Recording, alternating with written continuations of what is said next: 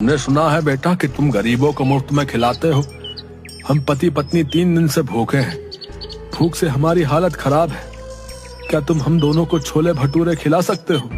हमारे पास पैसे नहीं है। माफ करो बाबा, आज मैं किसी को मुफ्त में नहीं खिला रहा। बाबूलाल की बात सुनकर वहाँ पर खड़े हुए लोग बाबूलाल को देखकर हंसने लगे। ठीक है बेटा, जैसी तुम्हारी मर्जी। मैं तो किसी भी प्रकार से भूखा रह लेता हूँ, लेकिन ये मेरी पत्नी कुछ दिनों से बीमार भी चल रही है। तुम ऐसे ही कुछ खिला दो।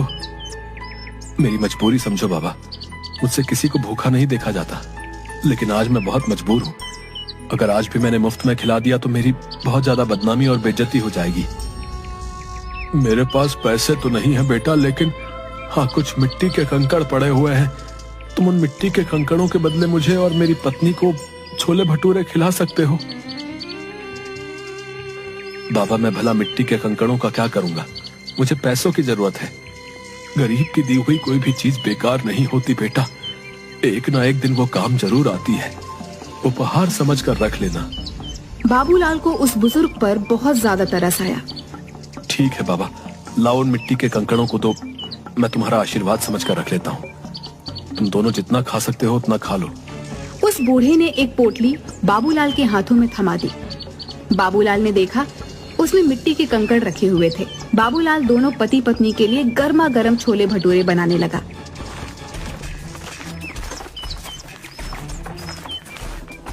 तभी वहाँ पर ठेला लगाकर खड़ा हुआ नरेश बाबूलाल से बोला, अरे इन मिट्टी के कंकड़ों से तू भला कैसे सीताराम और मोहनलाल का कर्जा चुकाएगा रे?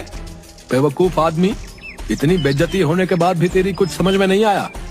नरेश, मेरी जिसे मर्जी चाहेगी मैं उसे मुफ्त में खिलाऊंगा। तू कौन होता है मुझे रोकने वाला?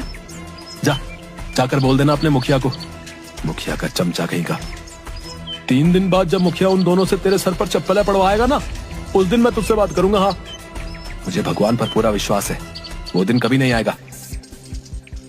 इतना कहकर बाबूलाल फिर से छोले भटूरे बनाने लगा, मगर देखते ही देखते वह बूढ़े पति पत्नी बाबूलाल के सारे छोले भटूरे खा गए। बाबूलाल जरा सा चेहरा लिए उन्हें देखता रह गया। उसने देखा उसके ठेले पर अब कुछ भी नहीं बचा था। बाबूलाल चुपचाप अपने घर चला गया। क्या हुआ, आज दोपहर में ही कैसे चले आए? कहीं आज भी सारे छोले भटूरे कहीं बांट तो नहीं है? निर्मला, मुझसे इस वक्त बात मत करो। अरे तो फिर और किससे बात करूं? अपना सर दीवारों पर मारूं क्या? मेरी तो सोच सोच के हालत खराब होते जा रही है कि 2 दिन बाद क्या होगा। वैसे तुम कभी शाम से पहले घर नहीं आते, आज क्या हुआ? बाबूलाल ने अपनी पत्नी को सारी घटना बता दी। हे भगवान, इस आदमी का मैं क्या करूं? इसने तो बेवकूफीपन की सारी